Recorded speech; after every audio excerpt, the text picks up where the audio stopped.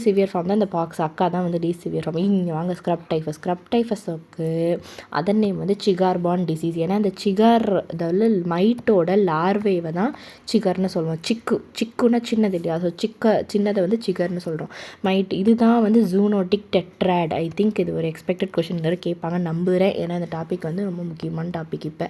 Okay, so இது வந்து என்னென்னா ஃபஸ்ட் நம்மளுக்கு என்ன தெரியும், ஸ்க்ரப் டைஃபஸில் வந்து ட்ராம்பிகுலின் மைட்ஸ் இருக்கும்.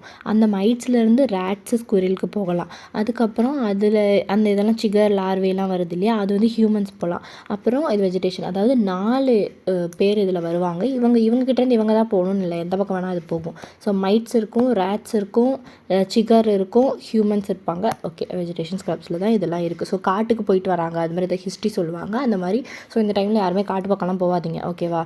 So chigger moist area of the பாடிக்கு போகும். அங்கே போய் ஒரு 3 வாரம் கழித்து எஸ்ஆர் ஃபார்மேஷன் வரும். ஸோ வந்து ஏதாவது ஒரு பிளாக் லீஜன் இருக்குது, எஸ்ஆர் இருக்குதுன்னு ஹிஸ்ட்ரி வந்தாலே நம்ம வந்து ஸ்க்ரப் டைஃபஸ் ரொம்ப ரொம்ப யோசிக்கணும் இந்த தடவை எக்ஸாமுக்கு. ஃபீவர், நாசியா, வாமிட்டிங், நிமோனியா, ஏர்டியா, ஷாக் வரைக்குமே போகலாம், ஓகேவா. லேபில் வந்து பிளட் டிஷ்யூ, ஸ்கின் பயாப்சி எடுப்பீங்க. கிராம் ஸ்டெயினிங்லாம் பண்ண முடியாது, ஸ்பெஷல் ஸ்டெயின் தான் பண்ணி ஆகணும். ஏன்னா அதெல்லாம் இன்ட்ராசெல்லர் ஒரு மாதிரி ரொம்ப டிஃபிகல்ட் டு இது. ஸோ ஜேம்ஸா கேஸ்னேடா, ஜிம்னஸ் மெக்கேவியில் இது வேணால் போடலாம்.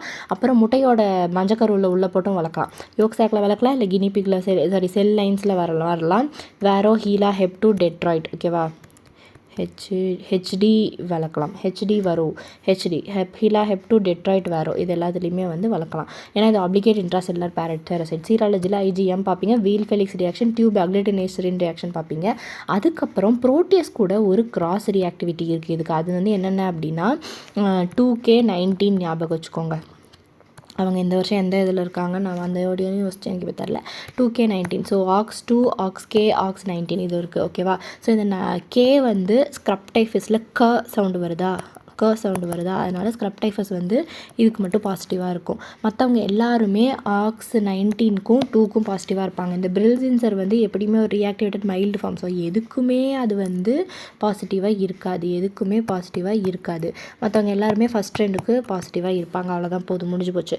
கோல்டு ஸ்டாண்டர்ட் வந்து ஐ ஃபேட். நீங்கள் குண்டாகிறது தான் இதோட gold standard. Indirect fluorescent antibody test, ஓகேவா. ஓகே, ஆல்ரெடி ப்ரோட்டீஸ் இன்ஃபெக்ஷன் தான் ஃபால்ஸ் பாசிட்டிவ் வந்துடும், அது வேறு விஷயம். பட் இது ஓகே. டாக்ஸிசைக்ளின் என்றைக்குமே மறக்கக்கூடாது. இந்த ரிக்கட்சியல் டிசீஸ் டைஃபஸ்ன்னு வந்தாலே டாக்ஸிசைக்ளின் தான் ட்ரக் ஆஃப் சாய்ஸ். ஓகே.